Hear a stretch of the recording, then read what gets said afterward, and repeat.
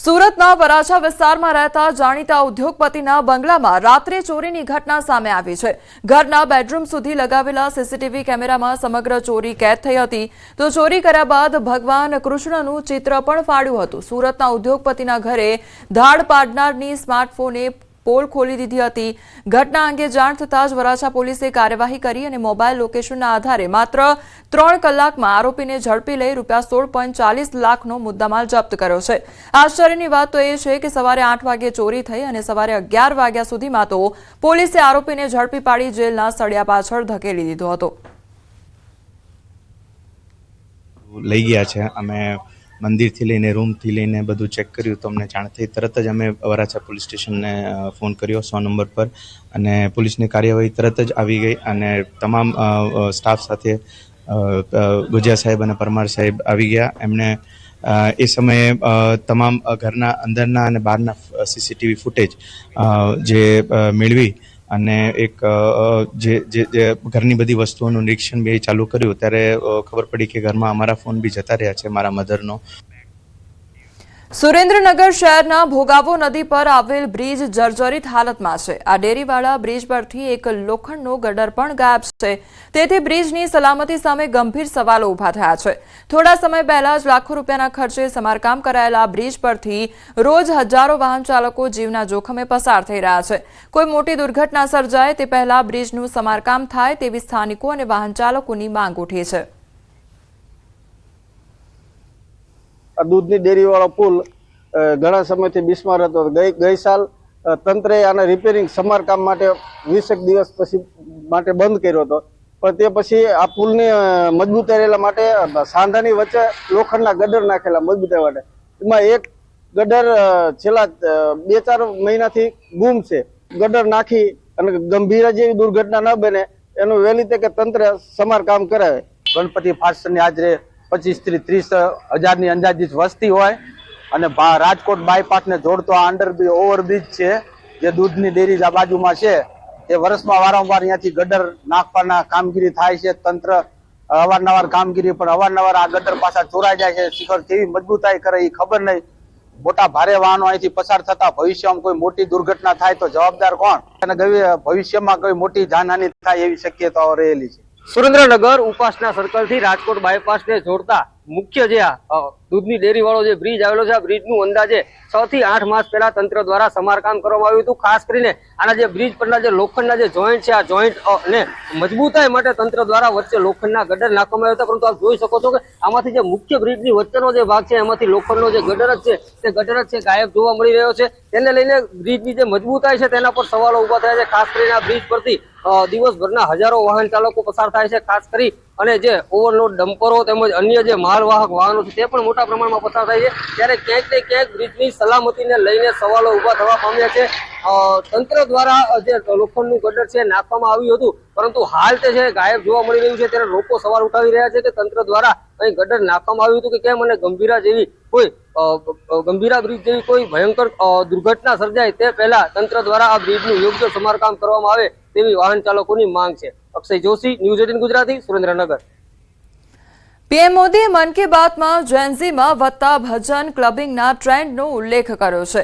યુવાનોમાં આ એક નવો આધ્યાત્મિક અને મનોરંજન ટ્રેન્ડ બની ગયો છે, જેમાં પરંપરાગત ભજનો આધુનિક સંગીત સાથે કોન્સર્ટની જેમ ગાવામાં આવે છે। कथा सुनते वक्त सुने हैं और हर दौर ने भक्ति को अपने समय के हिसाब से जिया है। आज की पीढ़ी भी कुछ नए कमाल कर रही है। आज के युवाओं ने भक्ति को अपने अनुभव और अपनी जीवन शैली में ढाल दिया है। इसी सोच से एक नया सांस्कृतिक चलन उभर कर सामने आया है। आपने सोशल मीडिया पर ऐसे वीडियो जरूर देखे होंगे। देश के अलग अलग शहरों में बड़ी संख्या में युवा इकट्ठा हो रहे हैं। मंच सजा होता है, रोशनी होती है, संगीत होता है, पूरा तामझाम होता है। और પ્રધાનમંત્રી મોદીએ મન કી બાતમાં બહુચરાજીના ચાંદડકી ગામનો ઉલ્લેખ કર્યો। અને બેચરાજીના ચાંદણકી ગામની પરંપરાનો ઉલ્લેખ કરતા પીએમ મોદીએ મન કી બાતમાં જણાવ્યું હતું કે અહીંના લોકો પોતાના ઘરમાં ભોજન જ નથી બનાવતા. ચાંદણકી ગામમાં શાનદાર કમ્યુનિટી કિચન છે. કમ્યુનિટી કિચનમાં એક સાથે આખા ગામનું ભોજન બને છે અને ગામના બધા લોકો એક સાથે બેસીને ભોજન કરે છે અને આ છેલ્લા 15 વર્ષથી આ પરંપરા ચાલી રહી છે.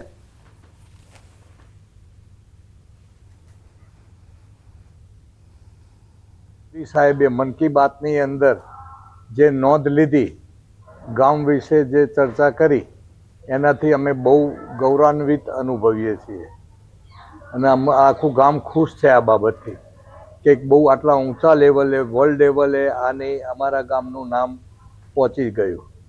એનાથી અમે બહુ ખુશ છીએ અને અમે અમારી જવાબદારી હવે આ જે અમારી સર્વિસ છે એને અમે મોર એન્ડ મોર બેટર એને ઊભી કરવા માંગીએ છીએ. અમે તો અમારા માટે ઘણું ગર્વ કહેવાય, કારણ કે આજે નાનું ગામ, ખોબા જેવું ગામ અને સરહદ ઉપર છે, જિલ્લાની સરહદ ઉપર કહેવાય ગામ, છતાંય એને જો આ રીતે વડાપ્રધાન જેવા નરેન્દ્ર મોદીભાઈ જેવા આપતા હોય તો ઘણું ગર્વ કહેવાય અમારા માટે.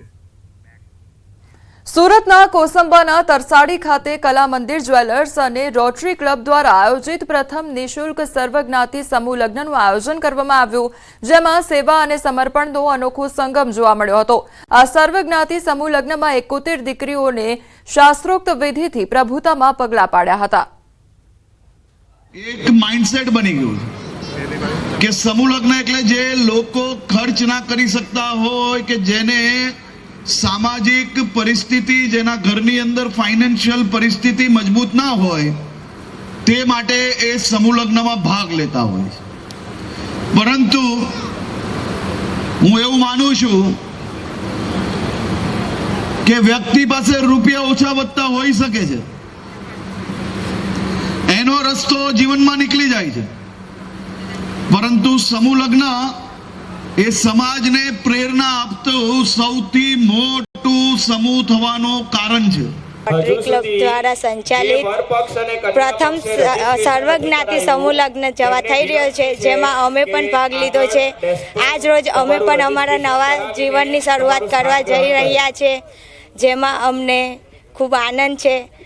અમે ચાહીએ છીએ કે આ લોકો આવો પ્રસંગ કર્યા કરે. પહેલી વખત આ આયોજન કરવામાં આવ્યું છે અને ઘણું સારું છે. અહીંયા બધી ઘણી વીમાનો લાભ પણ આપવામાં આવે છે. 5 લાખનો વીમો છે એ પણ કરવામાં આવ્યો છે અને ઘણી કર્યાવરનો પણ સારી સુવિધા છે. બધું ઘણું વસ્તુ અહીંયાથી આપવામાં આવે છે. ખૂબ જ સારું આયોજન કરેલ છે અને અમારે હાર્દિક શુભકામનાઓ છે કે આગલા વર્ષે પણ આવું સરસ કાર્યક્રમ થશે અને આગળ સફળતાપૂર્વક આગળ આવી રીતના જ બધાને આશીર્વાદ ને બધાની કૃપાથી અમારા ફેમિલીની અમારે બહુ જ સારો અનુભવ થયો છે અને આગળ આવું જ આયોજન થાય અમારી ખૂબ ખૂબ શુભેચ્છા છે. સુરતના કોસંબામાં પીપી સવાણી યુનિવર્સિટી ખાતે લહેરાયો દક્ષિણ ગુજરાતનો સૌથી ઊંચો તિરંગો. 45 મીટરની ઊંચાઈ પર લહેરાતા રાષ્ટ્રધ્વજે સુરત જિલ્લાનું માન વધાર્યું. નાયબ મુખ્યમંત્રી હર્ષ સંઘવીના હસ્તે ગરિમાપૂર્ણ માહોલમાં કરવામાં આવ્યું ધ્વજારોહણ. પીપી સવાણી યુનિવર્સિટીના પ્રાંગણમાં 45 મીટર એટલે કે અંદાજે 147 ફૂટની ઊંચાઈ ધરાવતો ગગનચુંબી તિરંગો લહેરાવ્યો. હાલ સમાચારોમાં બસ આટલું જ. વધુ સમાચાર માટે આપ જોતા રહો ન્યૂઝ 18 ગુજરાતી. નમસ્કાર.